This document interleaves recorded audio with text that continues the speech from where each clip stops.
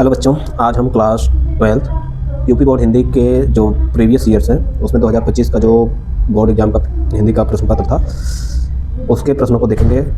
आपके एग्ज़ाम जो है वो नज़दीक है, तो ये प्रश्न जो है आपके लिए बहुत महत्वपूर्ण होने वाले हैं, तो आप इसको ध्यान से देखो और साथ साथ ही हम बताएंगे कि कैसे आप इन प्रश्नों को हल करेंगे तो आपको बेहतर अंक प्राप्त होंगे। तो ये 2025 का पेपर है, कोड इसका 301 PHA है। इस तरह का ही जो प्रश्न पत्र है वो आपको मिलने वाला है 18 तारीख का जो आपका एग्ज़ाम है। तो आइए देखते हैं। इसमें जो समय दिया गया है वो 3 घंटे 15 मिनट का है, तो 15 मिनट आपको मिलेंगे प्रश्न पत्र पढ़ने के लिए, उसके बाद 3 घंटे आपको मिलेंगे प्रश्न को हल करने के लिए। नोट दिया गया है, प्रारंभ के 15 मिनट परीक्षार्थियों को प्रश्न पत्र पढ़ने के लिए निर्धारित है, यानी जब आपको प्रश्न पत्र मिले तो आपको पहले 15 मिनट प्रश्न को पढ़ना है ध्यान से। प्रश्न पत्र में 2 खंड हैं, दोनों खंडों के सभी प्रश्नों के उत्तर देना अनिवार्य है। देखो कन्फ्यूजन यहाँ होता है कि सभी प्रश्नों का उत्तर देना अनिवार्य है, तो उसमें क्या होता है कि अथवा को भी बच्चे सोचते हैं कि इसका भी उत्तर देना अनिवार्य है। ऐसा नहीं है, जितने प्रश्न हैं अगर उस प्रश्न के बीच में अथवा दिया है तो उसको नहीं करना है। अथवा का मतलब एक ही करना है।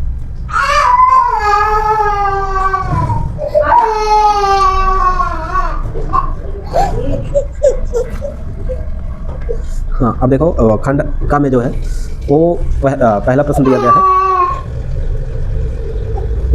पहला प्रश्न जो दिया गया है वो बहुविकल्पी प्रश्न है। 1 से लेकर के 10 प्रश्न जो आएंगे शुरू के वो बहुविकल्पी होंगे। तो इसमें आपका पहला प्रश्न दिया है ध्रुव स्वामी गद्य की विधा है। अब इसमें विधा पूछ रहा है कि विधा का मतलब वो पूछ रहा है कि क्या है, कहानी है, नाटक है, उपन्यास है, आत्मकथा है। गद्य की जितनी विधाएं हैं उनमें से कौन सी विधा है ध्रुव स्वामी। तो जो बच्चे पढ़े होंगे वो कमेंट में उत्तर दें कि ध्रुव स्वामी जो है, पहले तो ये बताएं किसकी रचना है और किस विधा की है। ये 4 ऑप्शन है, किस विधा की रचना है, उसमें 4 ऑप्शन है, उपन्यास है, कहानी है, नाटक है, जीवनी है। तो आपको बताना है कि ये किस विधा की रचना है। अब आपको जो है इस प्रश्न का उत्तर देना है, तो आप क्या करेंगे, सबसे पहले जो पहले लिखेंगे खंड का प्रश्नोत्तर नंबर 1 का। फिर अगर चाहते हैं तो आप इस प्रश्न को उतार दें जो छोटा सा है। फिर नीचे जैसे आपने मान लो इसका उत्तर दिया ध्रुव स्वामी नाटक, ध्रुव स्वामी वैसे जयशंकर प्रसाद का नाटक है, तो आप पहले 1 का प्रश्नोत्तर नंबर 1 का ध्रुव स्वामी किस विधा की गद्य विधा क्या है, फिर नीचे उत्तर लिखेंगे नाटक, सी ऑप्शन लिख के नाटक। इस तरह से आपको उत्तर लिखना है। फिर उसी तरह से खा है अवारा मसीहा जीवनी कृति के लेखक हैं। अब जो अवारा मसीहा है इसमें देखो जीवनी जो है, जो अवारा मसीहा है एक जीवनी है। मान लो एक कभी कभी ऐसे पूछ लेता है अवारा मसीहा किस विधा की रचना है, तो आपको याद रखना चाहिए कि ये जीवनी है। ठीक है, प्रश्न को घुमा देता है। अब देखो यहाँ जैसे यही प्रश्न दोबारा अगर रिपीट होता है तो क्या कह देगा, अवारा मसीहा जो की विधा पूछ लेगा, तो आपको पता होना चाहिए कि ये विधा जो है जीवनी है, क्योंकि यहाँ दिया हुआ है अवारा मसीहा जीवनी के लेखक हैं। तो आप एक तो इनके लेखक का नाम याद रखना है। 4 ऑप्शन दिया है, अमृत राय, राहुल संकृत्यायन, वासुदेव शरण अग्रवाल, विष्णु प्रभाकर। तो ये 4 ऑप्शन है। अब इनमें से कौन सा सही है आप कमेंट करके बताइए। अवारा मसीहा जो है जीवनी है वो शरत चंद्र चट्टोपाध्याय की है, यानी इसमें जो जीवनी है किसके जीवन पर आधारित है यह रचना, वो बंगाल के लेखक थे शरत चंद्र चट्टोपाध्याय, शरत चंद्र के जीवन पर आधारित है। और इसके जो लेखक हैं वो विष्णु प्रभाकर है। तो आप खा का प्रश्न लिखेंगे, फिर उत्तर में लिखेंगे डी विष्णु प्रभाकर। इस तरह से उत्तर लिखना है। 2 प्रश्न आपके हो गए। अब देखो इसी में ये अमृत राय जो है इनकी भी जीवनी कई बार पूछी जाती है। इन्होंने प्रेमचंद के ऊपर जीवनी लिखी है, जैसे कलम का सिपाही पूछ लेता है किसकी जीवनी है, तो इसकी जीवनी के लेखक कौन है, तो अमृत राय। किसकी जीवनी है, तो प्रेमचंद। ठीक, ये भी इंपॉर्टेंट है, इसका भी ध्यान रखना। अब प्रश्न नंबर अगला देखते हैं।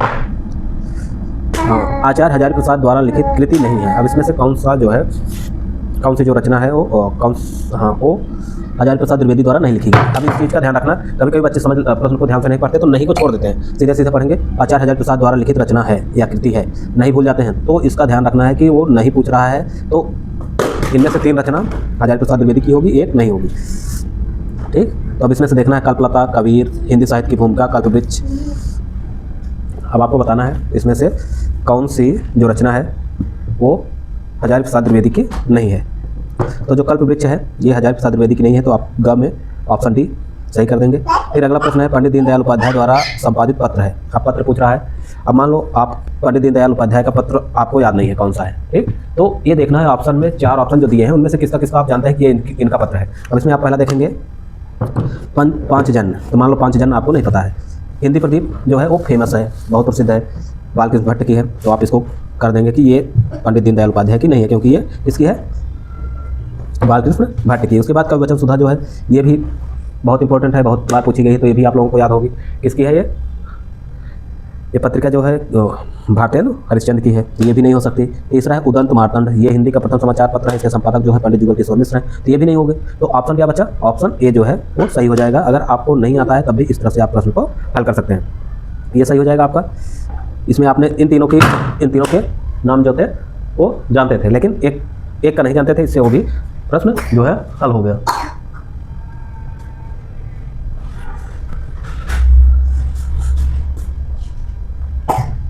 अब जैनेन्द्र कुमार की रचना पूछ रहा है इसमें।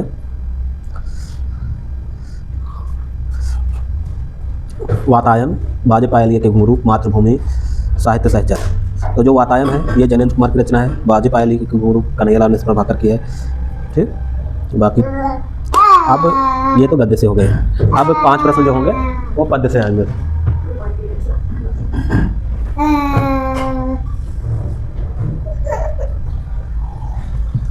पद्य में पहला प्रश्न है, निम्नलिखित में से प्रगतिवादी कवि नहीं है। प्रगतिवादी, छायावाद के बाद प्रगतिवाद आता है। प्रगतिवाद मार्क्सवाद से प्रेरित है।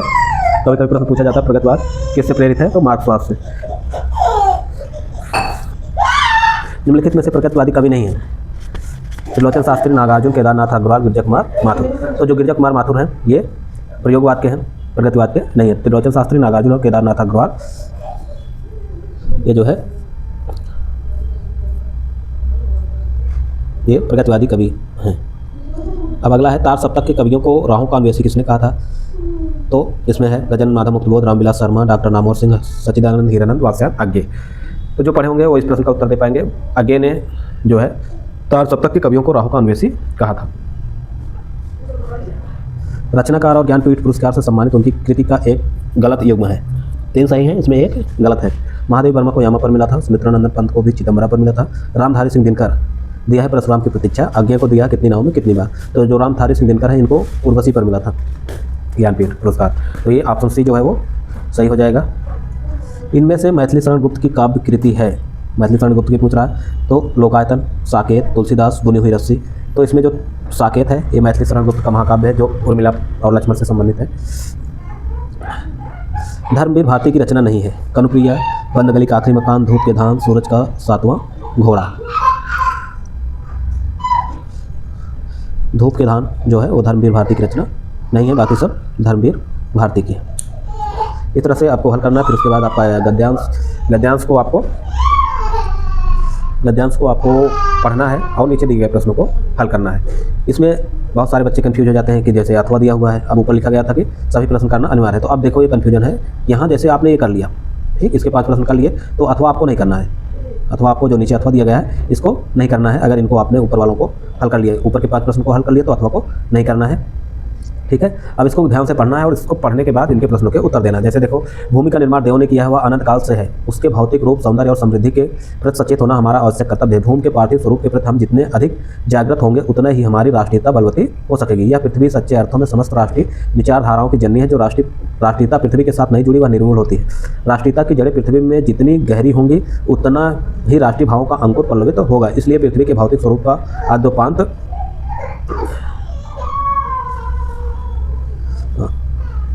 जानकारी प्राप्त करना, उसकी सुंदरता, उपयोगिता और महिमा को पहचानना आवश्यक धर्म है। अब देखो जो पहला प्रश्न है, पहला प्रश्न है उपयुक्त गद्यांश के पाठ और लेखक का नाम लिखिए। अब देखिए पहला प्रश्न दिया है उपयुक्त गद्यांश के पाठ और लेखक का नाम लिखिए। तो पाठ का नाम लिख देना है और लेखक का नाम लिख देना है। पाठ का नाम क्या है? राष्ट्र का स्वरूप, और लेखक कौन है? वासुदेव शरण अग्रवाल। देखो जब पाठ को अच्छे से पढ़े रहोगे तो आपको इन 4 लाइन को पढ़ के ही आपको पता चल जाएगा किस पाठ का है और इसके लेखक कौन है। कुछ ऐसे ऐसे शब्द हैं या कुछ ऐसे वाक्य हैं जिनको पढ़ने के बाद आपको पता चल जाता है कि हाँ ये इस पाठ का है, तो उस पाठ का नाम और लेखक का नाम आपको लिखना है। दूसरा है भूमि का निर्माण किसने किया है और वह कब से है? तो इसका गद्यांश में ही उत्तर है, भूमि का निर्माण देवों ने किया है, वह अनंत काल से है। इतना ही लिख देना है, आपको उत्तर पूरा हो जाएगा। तीसरा, पृथ्वी के संबंध में हमारा आवश्यक धर्म क्या है? तो पृथ्वी के संबंध में हमारा आवश्यक धर्म क्या है, ये इसमें ही आप ढूंढेंगे तो आपका उत्तर मिल जाएगा। देखो, पृथ्वी के भौतिक स्वरूप, सौंदर्य और समृद्धि के प्रति सचेत होना हमारा आवश्यक कर्तव्य है। ठीक, इसी को धर्म मान लो, कर्तव्य मान लो। पार्थिव तथा आद्योपांत शब्दों के अर्थ लिखिए। पार्थिव मतलब पृथ्वी से जुड़ा हुआ, ठीक। ठीक। अद्योपांत मतलब बहुत प्राचीन समय से अब तक। रेखांकित अंश की व्याख्या कीजिए। तो रेखांकित अंश की व्याख्या कीजिए। जो रेखांकित है यह पृथ्वी सब सच्चे अर्थों में में समस्त राष्ट्रीय विचारधाराओं की जननी है। अगर पृथ्वी नहीं रहेगी तो कोई विचारधारा जन्म नहीं लेगी। तो यह पृथ्वी सच्चे अर्थों में समस्त विचारधाराओं की जननी है। इसकी व्याख्या कर देनी है आपको, इसके बारे में विस्तार से बता देना है जहाँ तक अंडर लाइन है। इस तरह से आपका ये प्रश्न हो जाएगा। ज़्यादा समय न लेते हुए मैं आगे बढ़ता हूँ, क्योंकि वीडियो जो है बहुत लंबी हो जाएगी, इसलिए थोड़ा जल्दी पढ़ाना पड़ेगा। ज़्यादा हम विस्तार से बता नहीं पाएंगे आप लोगों को। आप लोग बस ये ध्यान से देख लो कि हाँ किस तरह से पेपर आता है और किस तरह से हमको हल करना है। आप देखो गद्यांश करने के बाद आपको पद्यांश मिलेगा। पद्यांश में आपको वही जैसे गद्यांश था वैसे ही पद्यांश है। इसमें भी अथवा दिया गया है, तो आपको एक ही करना, चाहे पहला कर लो चाहे अथवा कर लो। तो पहला है प्रेम मद छाके पग परत, कहाँ के कहाँ थाके अंग नयनन शिथिलता सुहाई है, कहे रत्नाकर यवावत चकात ऊधो मानो सुधियात को भावना बुलाई, धारत धरा पैन उदार अति आदर सौ, सारत बहुलन जो आंसू अधिकाई है, एक कर राजे नवनीत जसदा का दियो, एक कर बंसी भर राधिका पठाई। अब देखो इसको पढ़ना है और नीचे दिए गए प्रश्नों के उत्तर देने हैं। तो पहला प्रश्न है प्रस्तुत गद्यांश के पाठ और रचयिता का नाम लिखिए। तो पाठ और रचयिता का नाम लिखना है। उद्धव प्रसंग है, जगन्नाथ दास रत्नाकर इसके रचयिता हैं। तो अब दूसरा प्रश्न है ब्रज से मथुरा लौटते समय उद्धव की क्या स्थिति है। अब ब्रज से जब मथुरा उद्धव लौट रहे हैं तो प्रेम में इतने मस्त हो गए हैं, उनके ऊपर प्रेम का इतना प्रभाव है कि वो पैर कहीं रख रहे हैं, उनके पैर कहीं पड़ रहे हैं। ठीक, इस तरह से आप लिख देना। जकात और धारत शब्द के अर्थ लिखिए। जकात मतलब जकात और धारत शब्द का अर्थ लिखना है आपको। धारत धरा पे, धारत मतलब धरते हैं, रखते हैं, यानी जो सामान उनको वहाँ से मिला है ब्रज से उसको वो रखते नहीं है। धारत मतलब धरते हैं, रखते हैं। ठीक, और क्या है दूसरा क्या है चकात। चकात मतलब आश्चर्यचकित होते हुए। ठीक, उद्धव को उपहार स्वरूप क्या क्या वस्तुएं मिली। उद्धव को उपहार के स्वरूप में जो है नवनीत यानी मक्खन जो है, जो माँ यशोदा ने दिया था, और जो राधिका ने बांसुरी पठाई थी, भेजी थी, और गोपियों द्वारा बहुत सारे उपहार जो है उनको प्राप्त हुए। रेखांकित अंश की व्याख्या कीजिए। सारत बहुलिन आंसू अधिकाई है। अपनी बाहों से, दोनों हाथों में, एक हाथ में उनकी बांसुरी है, एक हाथ में नवनीत है यानी मक्खन है, तो जो उनके आंखों में आंसू आ रहे हैं उनको अपनी बाहों से वो पोंछ रहे हैं। जो उनके आंखों में आंसू अधिक हो जाते हैं तो उनको अपनी बाहों से यानी अपनी भुजाओं से वो पोंछ रहे हैं। ये इसकी व्याख्या हो जाएगी। थोड़ा सा आप अच्छे से लिख देना कि जगन्नाथ दास रत्नाकर जी कहते हैं कि उद्धव की आंखों में जब ज़्यादा आंसू हो जाते हैं तो उनके उन आंसुओं को अपनी बाहों से पोंछ लेते हैं, क्योंकि उनके दोनों हाथ जो हैं वो खाली नहीं है। एक हाथ में उनके नवनीत है और दूसरे हाथ में माँ राधा जी की दी हुई बांसुरी है। इस तरह से आपका प्रश्न का उत्तर हो जाएगा। अब अगला है, अथवा तो करना नहीं आपको। फिर आ जाइए प्रश्न नंबर 5 पे। निम्नलिखित में से किसी एक लेखक का जीवन परिचय देते हुए उनकी कृतियों का उल्लेख कीजिए। जैनेन्द्र कुमार, पंडित दीनदयाल उपाध्याय, हरिशंकर परसाई। इनमें से किसी एक का जीवन परिचय लिखना है और उसकी रचनाएं लिखनी है। जिसको आपको याद हो वो लिख देना। 5 नंबर का है अधिकतम 80 शब्द में लिखना है। आप 1 से 1.5 पेज से ज़्यादा मत लिखिएगा। उसी तरह से पद्य के एक कवि का जीवन परिचय लिखना है आपको। जयशंकर प्रसाद, सुमित्रानंदन पंत, रामधारी सिंह दिनकर। इनमें से किसी एक का जीवन परिचय आपको लिख देना है। पंचलाइट अथवा बहादुर कहानी के प्रमुख पात्र का चरित्र चित्रण कीजिए। अब पंचलाइट जो कहानी है इसके अथवा बहादुर के जो प्रमुख पात्र हैं, प्रमुख पात्र जैसे पंचलाइट में गोधन हो गया और बहादुर में दिल बहादुर हो गया, इनका चरित्र चित्रण आपको करना है। अगर ये न कर पाओ तो कर्मनाशा की हार अथवा खून का रिश्ता कहानी की कथावस्तु पर प्रकाश डालिए। दोनों में से एक करना है, चाहे आप पहला कर दो चाहे अथवा कर दो। आगे है स्वपठित खंडकाव्य के आधार पर निम्नलिखित में से किसी एक प्रश्न का उत्तर दीजिए। अब देखो जो खंडकाव्य है इनमें सबसे ज़्यादा कन्फ्यूज होते हैं बच्चे। इतने सारे प्रश्न हैं, कितने हैं 5-6 प्रश्न हैं। ठीक, 5-6 प्रश्न हैं, इनमें से आपको सिर्फ एक करना है।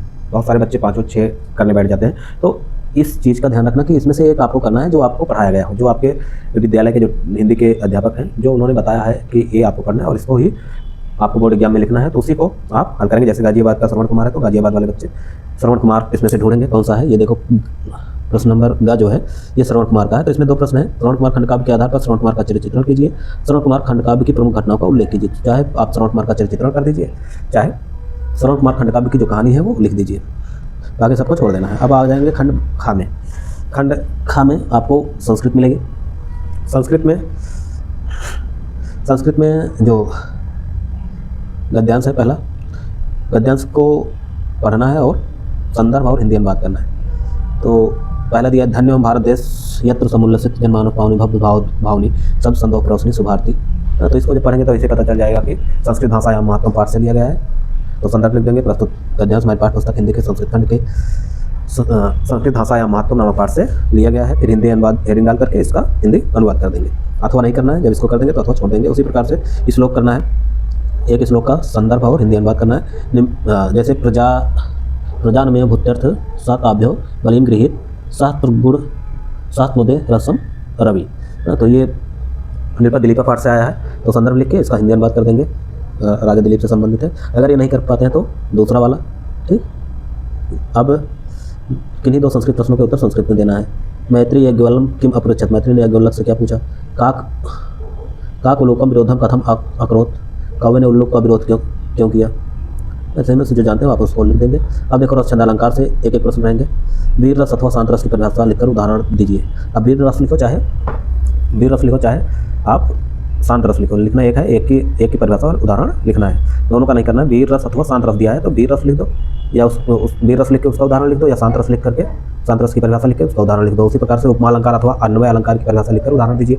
एक का ही लिखना है। उपमा लिख दो चाहे अन्वय लिख दो, एक की परिभाषा लिखो और उसका उदाहरण। चौपाई छंद अथवा उपेंद्र वज्रा छंद की परिभाषा लिखकर उदाहरण दीजिए। तो चौपाई की परिभाषा लिख दो और उसका उदाहरण लिख दो। अब निम्नलिखित में से किसी एक विषय पर निबंध लिखिए। राष्ट्रीय एकता वर्तमान समय की अनिवार्य आवश्यकता। दूसरा है वन संरक्षण का महत्व एवं उपाय। तीसरा है विद्यार्थी और राजनीति, भारतीय समाज में नारी का स्थान, बेरोजगारी निवारण में कुटीर एवं लघु उद्योग की भूमिका। ये इनमें से किसी एक विषय पर आप निबंध लिख देंगे।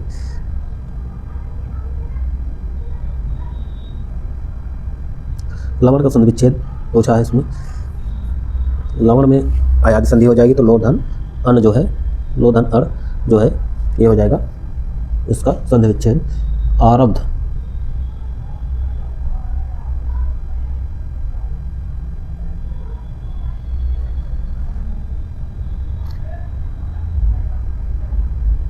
आरब्ध का संधि विच्छेद, आरब्ध।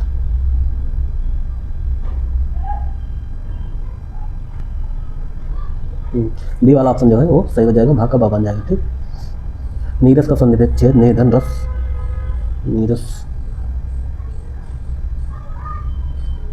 वैसे तो निर्धन रस होना चाहिए, कहीं दिया नहीं है तो ये पहला वाला सही हो जाएगा।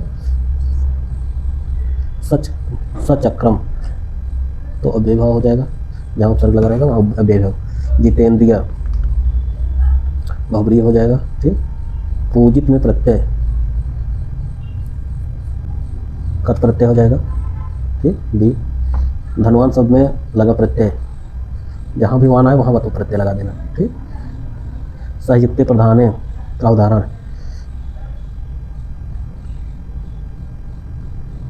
तो बी वाला है। तो मया सार्धम आपरम सका सार्धम साधम वाले में तो इसमें बी वाला ऑप्शन जो है वो सवाल। नमस्कार में चतुर्थी विभक्ति होती है, जो पढ़ा होगा। परिवहन निगम के मुख्य प्रबंधक को बस चालक के अप्रशंसनीय व्यवहार का उल्लेख करते हुए शिकायती पत्र लिखिए। एक आपको एप्लीकेशन लिखना है। इस तरह से आपको यह प्रश्न पत्र हल करना है। कल हम अगला प्रश्न पत्र लेकर के आएंगे 2024 का। इसमें अगर कुछ गलती हुई हो तो आप लोग कमेंट करके बताना कि इस प्रश्न का उत्तर गलत है या इस प्रश्न का उत्तर ए होना चाहिए। ठीक है, फिर मिलते हैं कल अगले वीडियो में।